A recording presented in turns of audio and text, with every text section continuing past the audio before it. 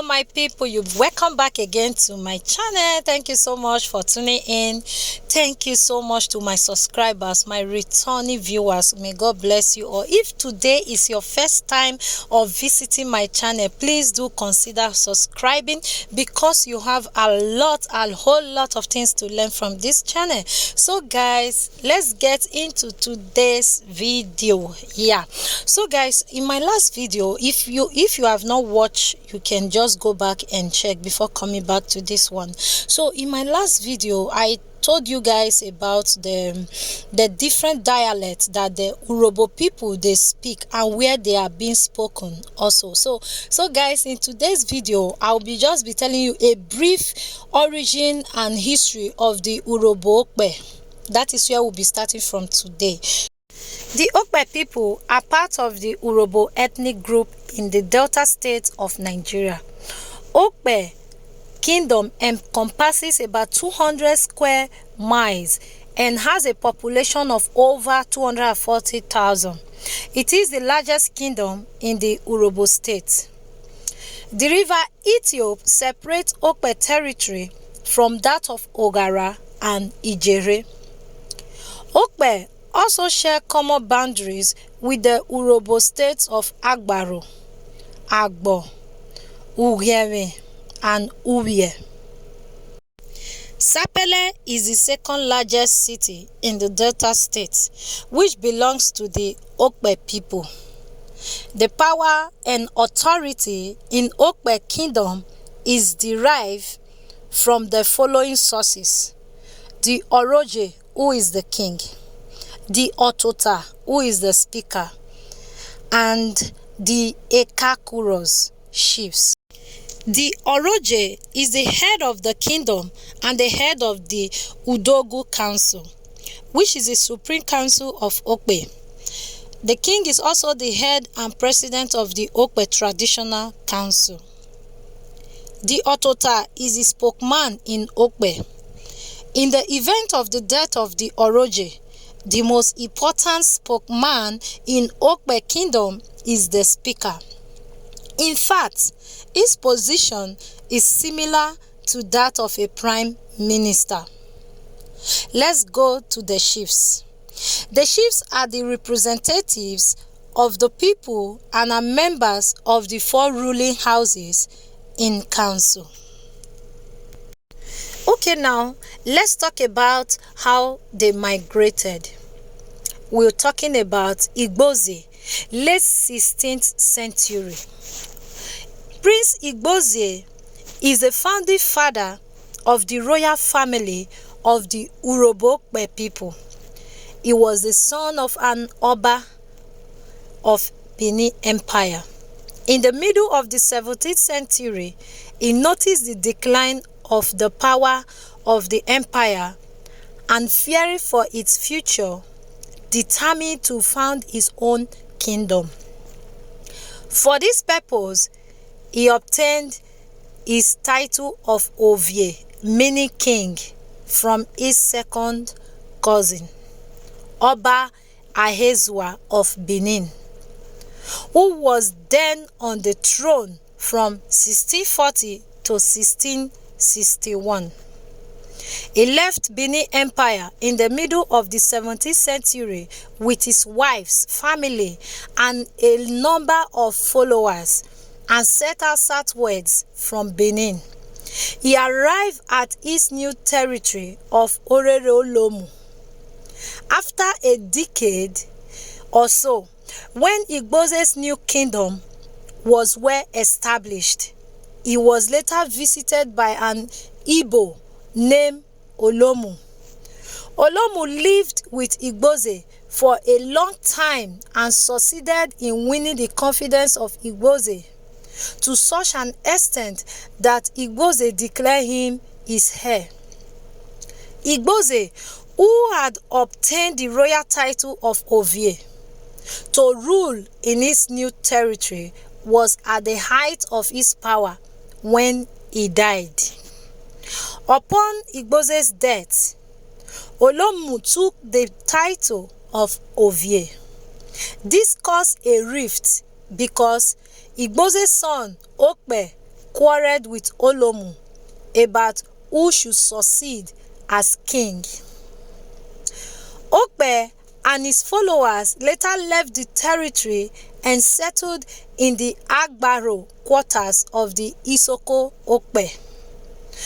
Okpe lived and died in Okpe. Before his death, Okpe had 4 sons: Owhe, Urhobo, Ughienvwe, and Ezezi.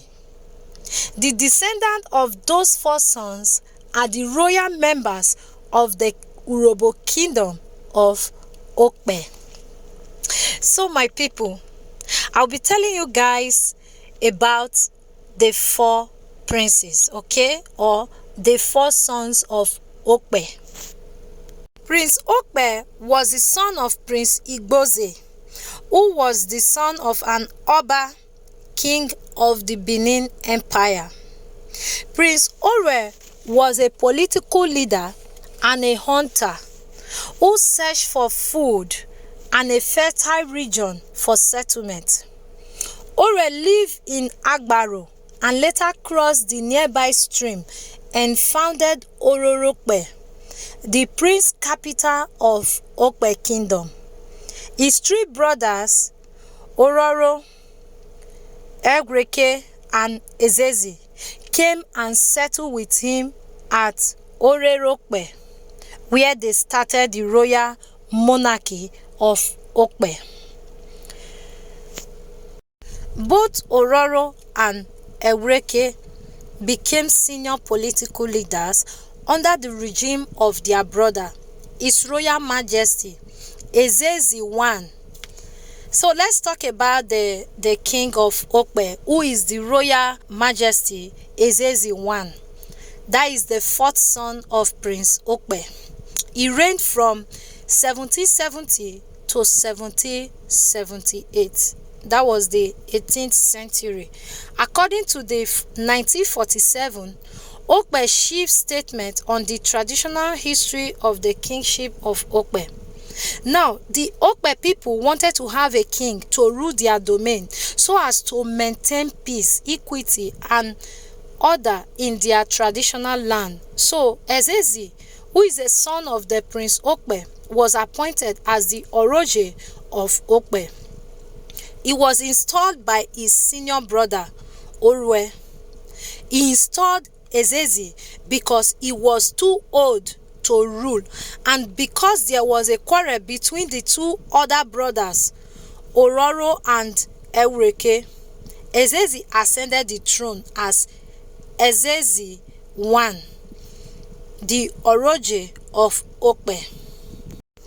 Ezezi I installation caused controversy within the Okpes, who felt he was not the right royal family member to be crowned. During his regime, Ezezi I ordered his people to cut down large palm trees in order to see them crushed by the weight of the trees. He also ordered members of the ruling houses to break a huge bar of iron, and when they failed, he ordered them killed.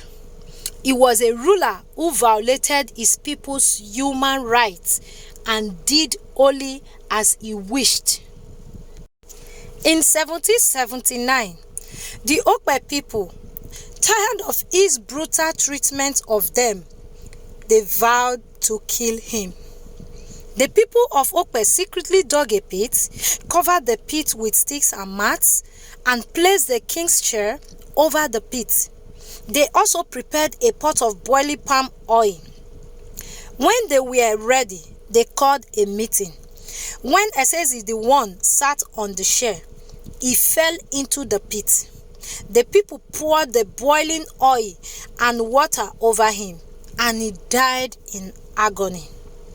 Ezezi placed a curse on the Okpes that they will never be reunited other than Oroje. Ezezi I was killed for undermining the Okpe constitution and failing to work within its framework.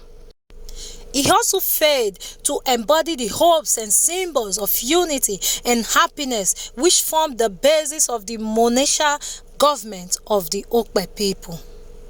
After his death, the Ezezi family were unhappy over the assassination of their leader, and there was a great unrest in the capital state of Urhobo. The capital was set on fire, and a consuming blaze swept through the city of Urhobo. There was bloodshed and disunity between his dissident group and supporters and the rest of the Okpes. The king's relatives and supporters fled the capital city. Those who could not escape were either killed or driven from the city. According to Otite, the death of Ezezi I occurred 150 years before 1929, that is, in about 1779. Fellows confirmed that Ezezi I was killed in the year 1779.